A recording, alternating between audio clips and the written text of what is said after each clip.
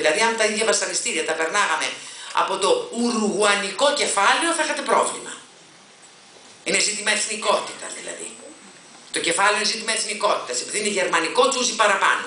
Αν ήταν εγγλέζικο, θα ήταν καλύτερο. Και αν ήταν αμερικάνικο, θα ήταν και κούκλα. Θα πηγαίναμε στην Disneyland. Η Μέρκελ, πριν συνενέσει να πάρουμε εμείς το δάνειο των 110 δις, έδωσε 186 δισεκατομμύρια για να σώσει τη γερμανική πολυεθνική τράπεζα Χάιπο. Δεν έχει παράρτημα εδώ, γι' αυτό δεν την ξέρετε. Χάιπο. Τι έκανε η Χάιπο? Ό,τι κάνουν και οι τράπεζες σε ολόκληρο τον κόσμο. Έπεσε με την κατοικία, με τις επενδύσεις, με τούτο, με εκείνο, με τα άλλο. Άρα δηλαδή έδωσε εκεί 78% παραπάνω χρήματα από όσα πήρε η Ελλάδα. Για βάλτε λοιπόν τώρα το δανεισμό στο κεφάλι σας. Μία τράπεζα, μία χώρα. Τι είναι αυτό?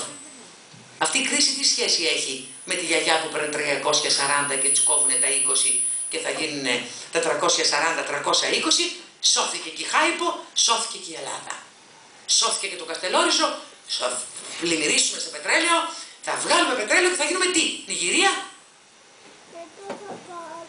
Για να ακούσω. Η κρίση είναι δικιά μας. Η δικιά μας μπορεί να είναι πολιτική κρίση, τρόπο αποφάσεως και τοποθέτησης απέναντι στα πράγματα. Η κρίση όμως είναι κρίση του μεγάλου κεφαλαίου. Το μεγάλο κεφάλαιο έκανε το εξής. Μάζεψε πάρα πολύ πλούτο, μα πάρα πολύ πλούτο, σε πολύ λίγα χέρια, παγκόσμια, έφτιαξε και παρήγαγε τόσα πολλά πράγματα που ενδεχομένως και στην πραγματικότητα δεν χρειαζόντουσαν και τώρα περνάει κρίση κερδών. Αυτό αν δεν το καταλάβουμε θα είμαστε θύματα του πρώτου εκβιασμού και της πρώτης βαρβαρικής έτσι χοντροκούβεντας από οποιονδήποτε χοντράνθρωπο που θέλει να κρύψει τα σκατά του κάτω από το χαλί της τρομοκρατίας και της κατατρομοκράτησης των μαζών. Για να δούμε ο πατριωτισμός, γιατί είμαστε και αντιπατριώτες. Αυτοί που τολμάνε να μιλάνε έτσι είναι αντιπατριώτες. Και πρέπει να προσέξετε γιατί είναι επικίνδυνο.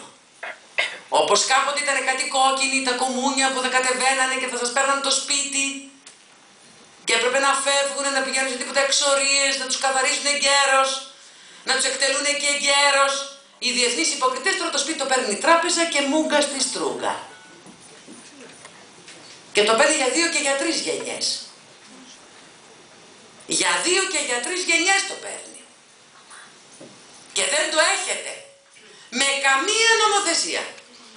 Αν αποφασίσει αύριο το πρωί με την αστική νομοθεσία όπως είναι σήμερα, οποιοσδήποτε ιδιώτης να περάσει πάνω από τα κουφάλια και να τα σβήσει γιατί θέλει να κάνει δρόμο για τα δικά του συμφέροντα, τα κάνει και δεν πρόκειται να εισπράξετε δραχμή απαλωτρίωσης από αυτά που ξέρετε. Οποιοσδήποτε αποφασίσει να μην βγαίνετε από το σπίτι σας, λέγεται μεγαλοεπενδυτής και θα βάζει διόδια από την πόρτα στην έξοδο των κουφαλίων. Από τα κουφάλια μέχρι τη Σύνδο. Από τη Σύνδο μέχρι τη Θεσσαλονίκη. Και όποιος έχει θα περνάει. Όποιος δεν έχει δεν θα περνάει. Άρα δεν βλέπω κανένα ξεσηκωμό. Δεν βλέπω καμία τοποθέτηση απέναντι στα πράγματα. Είμαστε σε κρίση. Μας επιτίθενται. Ποιοι μας επιτίθενται? Για να δούμε ποιοι μας επιτίθενται. Τι θέλουν να βγάλουν από την κρίση? Πώς γίνεται να πεθαίνει μια χώρα, να πεθαίνουν οι άνθρωποι της και να σώζεται η πατρίδα? Για εξηγήστε το μου. Πότε σημαίνει αυτό? Στον πόλεμο. Άρα δεν είμαστε σε κρίση. Είμαστε σε πόλεμο. Είμαστε σε πραγματικό πόλεμο. Είμαστε σε πόλεμο ταξικό. Και δεν είναι ξένες δυνάμεις. Αν ψάξετε με το κιανογιάλι και αν ψάξετε με το ντουφέκι, γιατί ακούτε το ξένο και το ελληνικό και το ελληνικό και το ξένο και έτσι να ψιλοσυσπυρωθούμε εντός της φυλακής, λες κι είμαστε μέσα στα διαβατά, οπότε έχουμε μια πτέρυγα Ελλήνων φυλακισμένων εναντίον μια πτέρυγα αλλοδαπών φυλακισμένων. Μπουρδες. Ο Γάλλος αγρότης αυτή τη στιγμή, ο Ιταλός, ο Άγγλος που τιμάζεται, φοιτητής,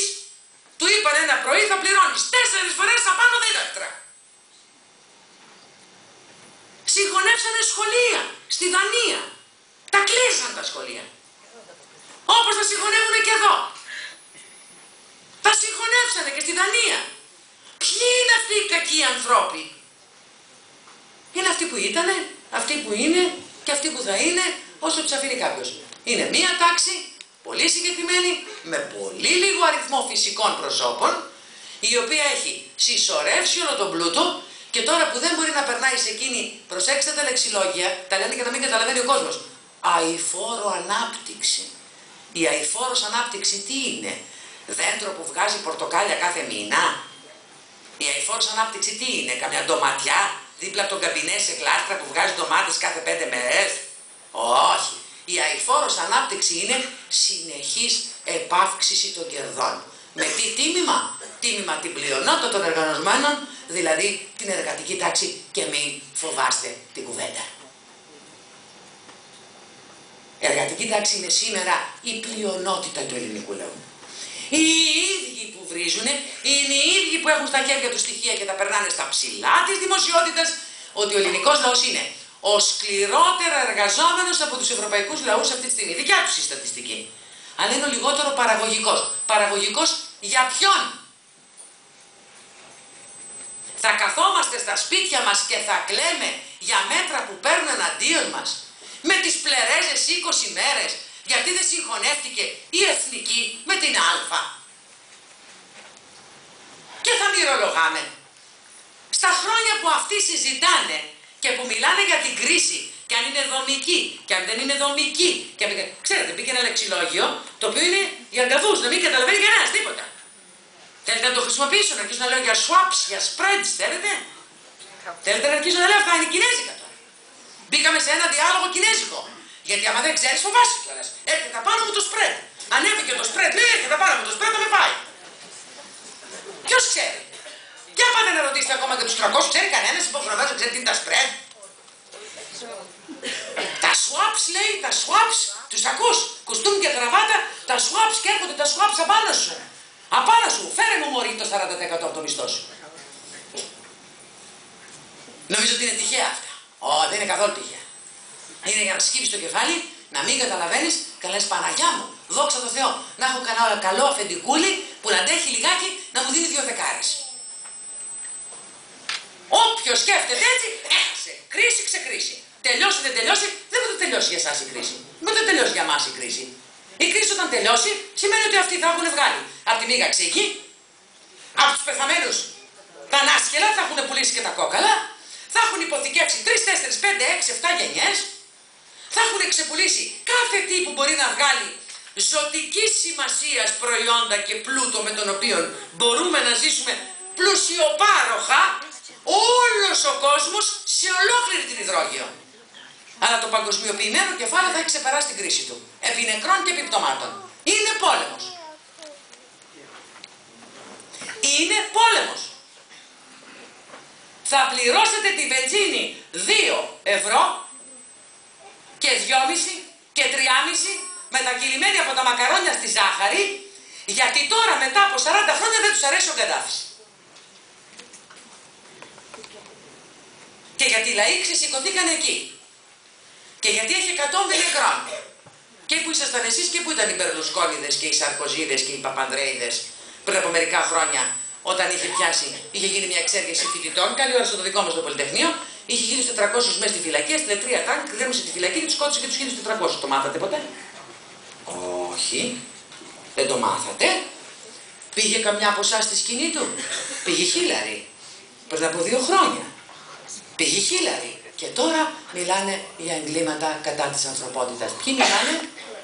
Μιλάει το μεγάλο κεφάλαιο, το οποίο είναι εναντίον της ανθρωπότητας, για εγκλήματα κατά της ανθρωπότητας, μόλις του πειράξουν τα συμφέροντά του. Γιατί οι πετρελαϊκές εταιρείες που είναι στημένες αυτή τη στιγμή στη Λιβύη, οι πετρελαϊκές εταιρείες που είναι στην Αλγερία, δεν φτύνιναν τη τιμή τους επειδή θα πέσουν στα χέρια της δημοκρατίας. Γιατί το Ιράκ είχε πάρα πολύ πετρέλαιο. Τόσο πολύ πετρέλαιο που έπρεπε να εξάγουμε τη δυτικού τύπου